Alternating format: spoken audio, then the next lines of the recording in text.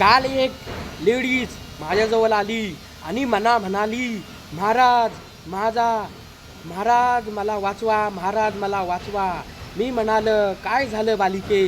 ती म्हणाली, अहो माझं आणि माझ्या नवऱ्याचं रोज भांडण होतं आणि आता तो डिवॉर्स मागतोय, मी काय करू? मी तिला म्हणालो, बालिके घाबरू नकोस.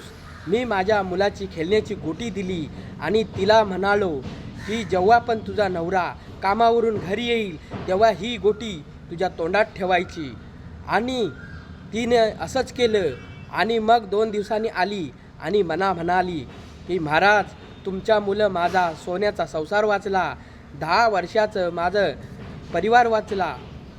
मी म्हणालो, ठीक आहे, ते माझ्या मुलं नाही, ते तुझ्या मुलंच वाचलं आहे. ती म्हणली, कसं काय महाराज? मी म्हणालो, आत्तापर्यंत तुला कुणी तोंडात दिलं नव्हतं, तुला तोंडात देणं गरजेचं होतं, म्हणून तर तुझा संसार वाचला आहे बालिके.